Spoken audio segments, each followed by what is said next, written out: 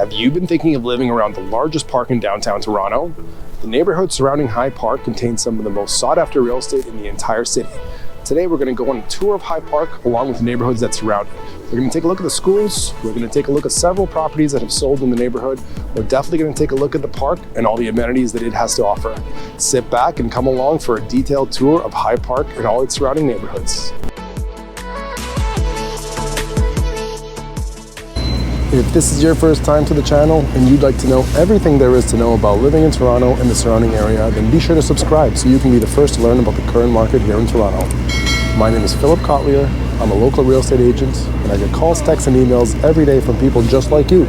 So if that's you, whether you're moving across the country, across the world, or just across town, whether it's in 8 days or 80 days, just give me a call. I'm happy to help you make your move everything you want it to be.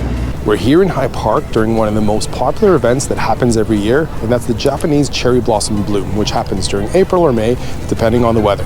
The Japanese cherry blossoms were a gift from the government of Japan to the citizens of Toronto for the great treatment of Japanese refugees during World War II. In total, 2,000 trees were gifted back in 1959. And ever since then, to maintain relations, the Japanese have continuously gifted trees to Toronto, which have been planted throughout the city. A lot of them have been planted in High Park, where we are today. This event is quite a sight for the senses, drawing thousands of people throughout the day while the cherry blossoms are in bloom. The bloom only lasts a week or two, depending on the weather, but during this time, it's very hard to find parking, and I can imagine the neighborhood residents aren't always so pleased with it. The park is located in the west side of the city, bordered by Bloor Street in the north, Parkside in the east, Queensway in the south, and Ellis Avenue in the west. In terms of size, the park is 399 acres of land, and it has a pretty rich history dating back around 150 years, when John George Howard initially gifted the city around 150 acres of his land, and the city bought up some more land to create High Park. One of the strange requests that John George Howard had is that alcohol never be served in the park, and it really hasn't since then. Aside from the cherry blossoms, there's lots of attractions that draw people to the park every day, including miles and miles of hiking and biking trails, a pretty nice zoo in the south of the park, lots of playgrounds of different difficulties. There's also Shakespeare in the park that takes place in the summer months and draws people. In addition to that, there's picnic areas, picnic benches, there's manicured areas, there's not manicured areas. The park is really an active ecosystem with all kinds of wildlife in it. Lake you see behind me, actually the pond you see behind me, has a pretty good fishing stock. People come fishing here quite often. Lots to do. If you come here for the park by yourself or with the family, you won't get tired of all the activities that are going on here. At 39 acres, Grenadier Pond is the largest pond in downtown Toronto. Now there's a little bit of a myth around the naming of this pond. Back in 1812, a group of grenadiers were patrolling the area. It was winter time and the pond was frozen, and they decided to cross across the pond. Now the ice wasn't that thick, they ended up falling in the pond and drowning. Thus the name Grenadier Pond. Whether it's true or not is a bit of a myth, but I'll let you guys decide. Walking through this huge park, it's easy to forget that you're in the heart of the largest city in Canada. And I think that's why this neighborhood and the park are one of the most sought after communities in the entire city. It has this excellent blend of nature and city living combined with a great location with subway access in the north and the Gardiner Expressway highway access in the south, really connecting you to all the city has to offer. Now, bikes and cars don't always get along here in High Park. There's been a few incidents of road rage in recent history that's actually led to some community outcry, and the streets have become closed here periodically to vehicular traffic, like today when the cherry blossoms are in bloom.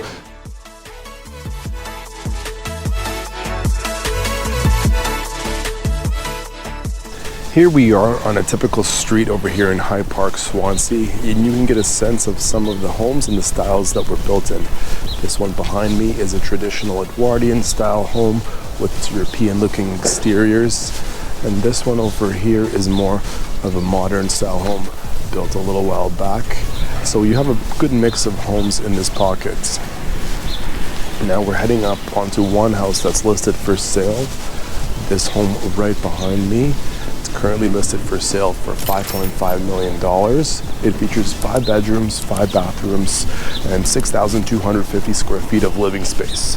That works out to $880 per square foot. And the location of this home is quite special. It's right across from the park. If you can look at the front yard, you can see the park is right there in front of you. Now there's a few things that set this neighborhood apart from others. One is the great variety of different housing styles we see here. There are the Edwardian homes, the Tudor homes, the homes that are built in the early 20th century, but there's also brand new houses that have come up recently and look quite nice and fit into the surrounding area. So the different home types is one big piece. The other piece is the connectivity to nature. Now a lot of this neighborhood has different types of ravines in it. High Park is the biggest one, but there's also smaller ponds and smaller parks all over the place. This pocket I'm in over here has the park right behind me on one side and then houses on the other. So it's more of the expensive price point. The closer you are to the park, the price obviously goes up, but there are some more affordable pockets within the community if you go a little bit further in. In terms of schools, families in Swansea High Park have some great choices. In elementary, there's Runnymede Junior and Senior Public School with a score of 9.1 out of 10, or a rank of 231 out of 2,975 schools. There's also St. Cecilia Catholic School with a score of 8.7 out of 10, or a rank of 137 out of 2,975 schools. In high school, there's Ursula Franklin Collegiate Institute, one of the highest ranking high schools in the city, with a score of 9.2 out of 10, or a rank of 6th out of 739 high schools in the province. Now there are a lot of these established neighborhoods in Toronto, like High Park Swansea, neighborhoods that have been around for a very long time, and my favorite part of these neighborhoods is the mature trees that exist in them. You can see some of the mature trees around me here. I mean, these trees have been growing for a very long time. It is early spring, so you can't really see all the foliage on them quite yet, but you can just imagine what happens when all the leaves grow. This place is just covered in green. Now, High Park Swansea has a lot of single detached homes. That's the more generic product type we see here. But if that's out of your budget, because they typically are a bit more elevated, there are also mid-rise condos available for sale. You can see one right over here behind me that fronts on Bloor Street. And there's also a lot of apartment buildings close to the subway. So if that's kind of more where you're headed on the rental side, older apartment buildings, which are quite generously sized, might be a good fit for you.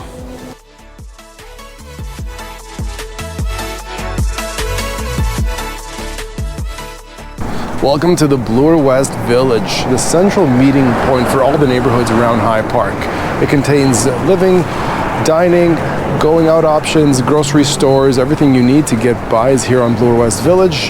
Behind me you see one of the older apartment buildings that's available as a rental option. And then across the street, right over here, you see one of the brand new condos that just completed recently.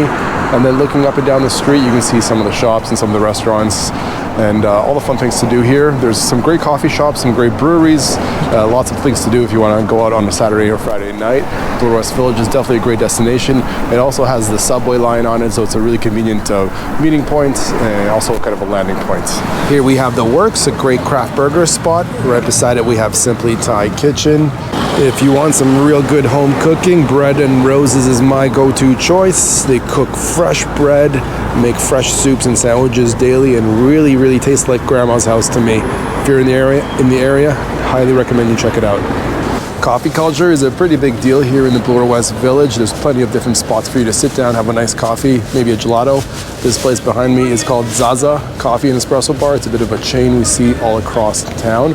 But the place that I like to frequent is right over here behind me. It's called Baka. It's a really nice event venue and a coffee house. Upstairs, there's a great area to sit down and do some work.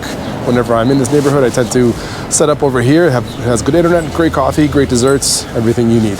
Okay, here we have Yogurt y Froyo, a great place to get some frozen yogurt in the summer.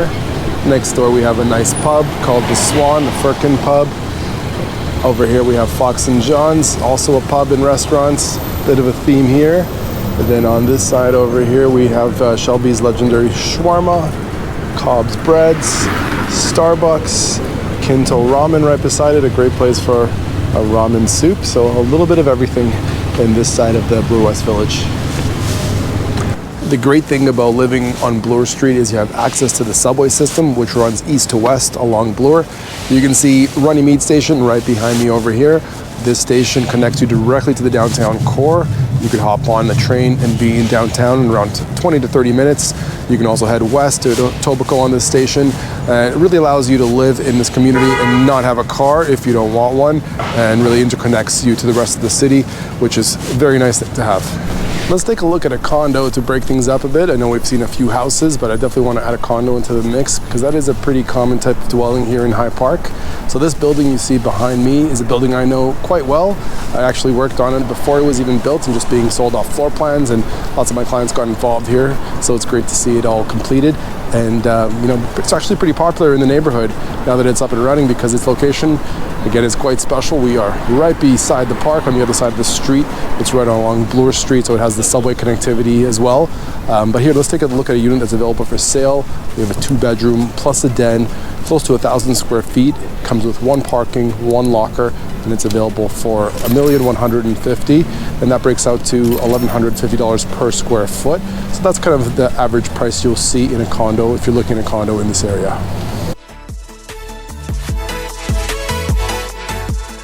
High Park isn't the only park here in this neighborhood. There's a lot of other parks, including the Humber Bay River in the west, the Martin Goodman Trail in the lake in the south, and lots of little parks spread out throughout the neighborhood. So families really love this neighborhood for that reason. So do young professionals, just because it's really close to downtown Toronto. Now let's take a look in another house that's listed for sale. This property right behind me over here, it features 3 bedrooms, 5 bathrooms, 2,500 square feet of living space, and it's priced at $2.8 million. That works out to $1,120 per square foot.